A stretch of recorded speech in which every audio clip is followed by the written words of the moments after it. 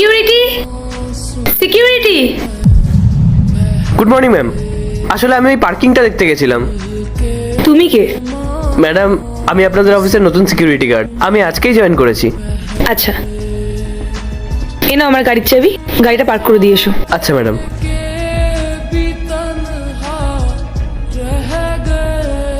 Madam, এই নিন আপনার গাড়ির চাবি, গাড়ি পার্ক করে দিয়েছি। ওকে। ম্যাডাম শুনুন না। বলো।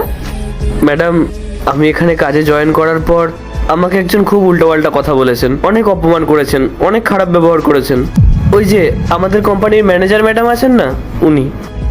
কি বলেছো ও তোমায়?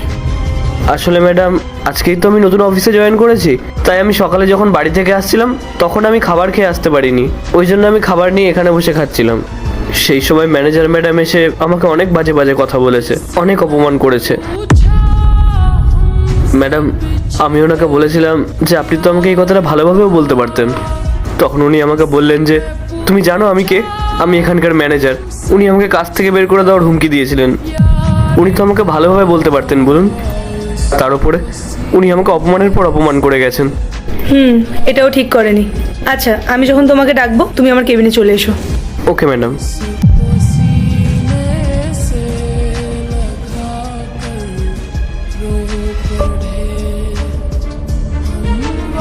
উঠে দাঁড়াও। কেন ম্যাডাম, কোনো প্রবলেম হয়েছে? বললাম তো উঠে দাঁড়াতে। ম্যাডাম কি হয়েছে বলুন না। আমি তোমাকে দুবার করে উঠে দাঁড়াতে বললাম, শুনতে পাচ্ছ না তুমি? তুমি যে আমার কেবিনে বসে লাঞ্চ করছো, এটার পারমিশন তোমাকে কে দিয়েছে? ম্যাডাম, এটা আপনি কি বলছেন? আমি তো প্রত্যেকদিন এখানে বসেই লাঞ্চ করি। ওটাই তো জিজ্ঞেস করছি, তুমি যে প্রত্যেক দিন এখানে বসে লাঞ্চ করো, এটার পারমিশন তোমাকে কে দিয়েছে? আমাকে একবারও জিজ্ঞেস করেছো তুমি? সরি ম্যাম, আমার পারমিশন নেওয়াটা উচিত ছিল। আচ্ছা, তোমার মনে আছে সকালে তুমি কি করেছো?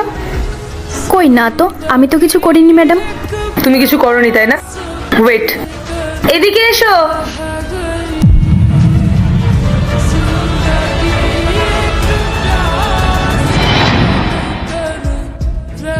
এই সিকিউরিটি, এটা কি তোর টিফিন করার জায়গা?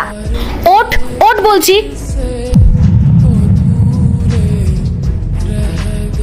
ম্যাডাম কি হয়েছে? আমি তো শুধুমাত্র আমার টিফিনটাই করছিলাম।